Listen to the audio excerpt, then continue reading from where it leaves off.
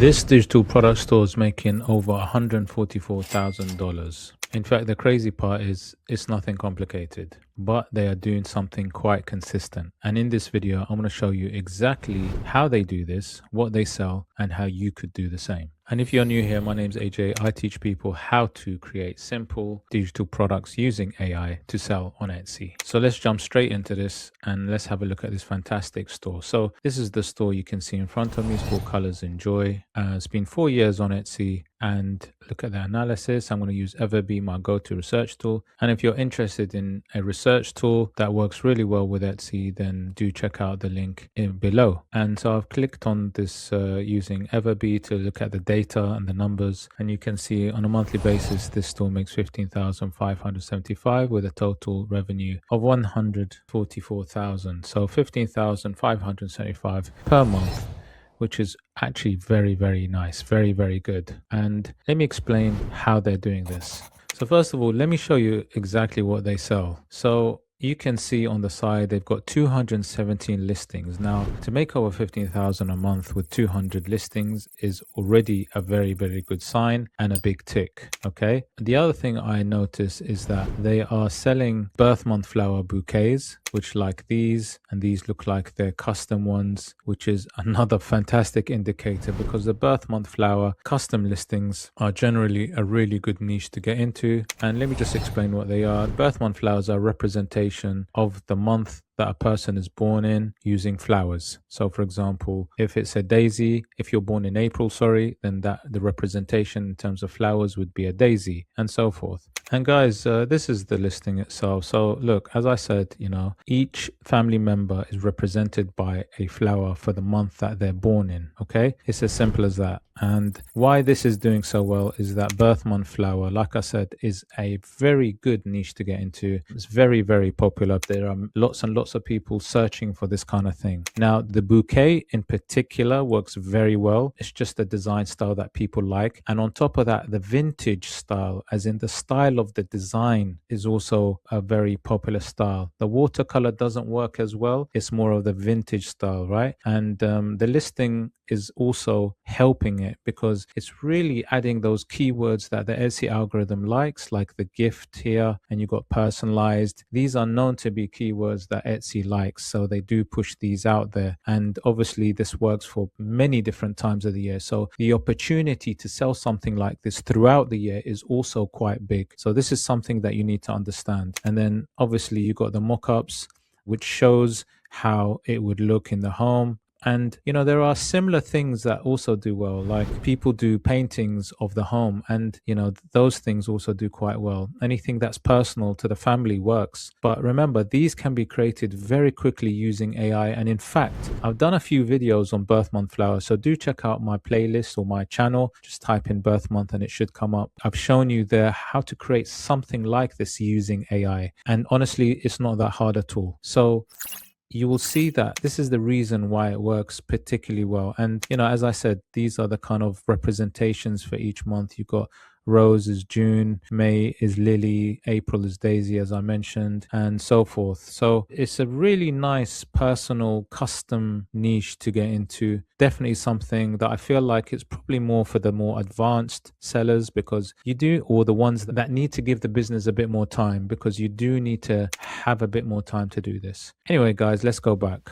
They've gone into the birth month flower in different ways and have it present it. Because obviously people have different tastes, and if they're going to order something, they may not like a bouquet. They may like this kind of style, the grandma's garden style, where you have single flowers with the names on the stem. So my point is, if you see something that works, then it's a good idea to double down on it, all right? To double down on these kind of a niche that works, and to have variations, different style designs. And I've said it before in my other video. You'll see it maybe a couple of weeks ago. I did a video saying, if something works, then do different variations of it. Right? That means do different offerings. So if something like a teddy design sitting in a car is popular in a blue sort of color, if you like, then do another one in a pink color because the design works. right? And it may not get you the same amount of money, but it definitely has something about it that works. Here you can see lots more listings. You can see these listings. They're all slightly different, but there are similarities. Like this is more of a watercolor style, this one. These are more vintage style, right? So doubling down and doing similar listings, however,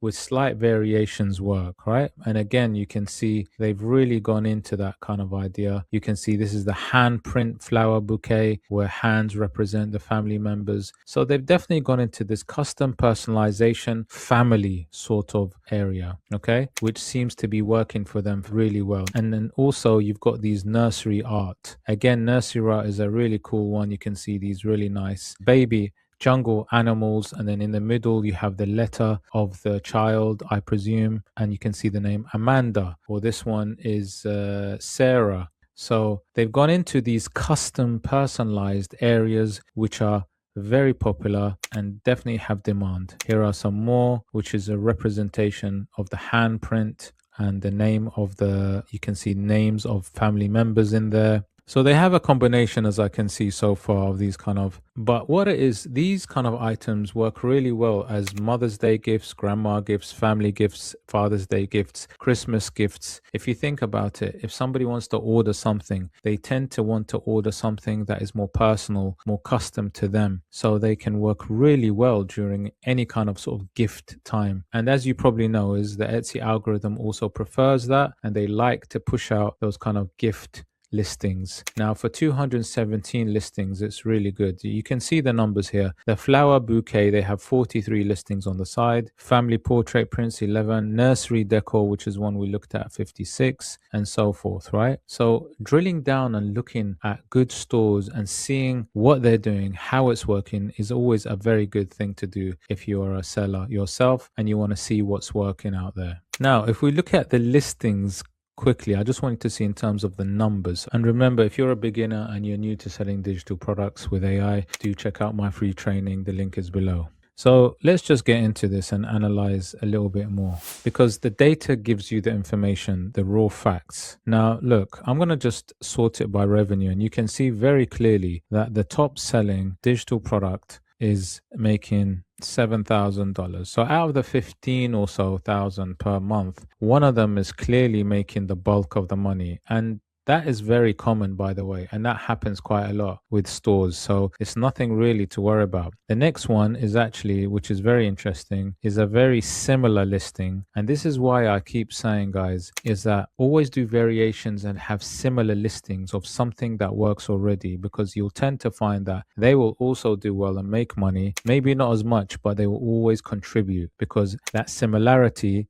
is a demand that people want. So remember, good sellers understand this. They know how to do variations, similar listings. Okay, so here you see the first one making 7,109, the next one making 1,967. So that's almost like $9,000 on only 2 listings. And if you remember, I said that there are over 200 listings, right? Which is actually telling you that there are many listings making, much less than that, $300, $400, $500. And you can see them as I go down the list on amounts. A lot of these are making 400. And I'm sure you even get to listings that don't make much money, right? So you can see as I'm going down, 136, 116, 107, 107 per listing. It's about contributing, guys. It's about every listing is contributing to the overall pot, if you like. Some won't do that well. Some will do fantastically well, and some won't do anything. And that's the way it is with Etsy. But it's understanding what's working, what you need to double down on. Now, this particular niche, which we call the personalization, the custom niche, where you're actually using emotion in a sense and creating something for the family, is a bit of an emotional tug. And this is no different. So anything that is to do with the family, whether it be some birth month flowers or nursery art for the child, will tend to do better. Now, this is not your traditional passive type of store, and it's not something that I would fully recommend if you're a beginner. I would definitely recommend having something more passive, where you would actually design something,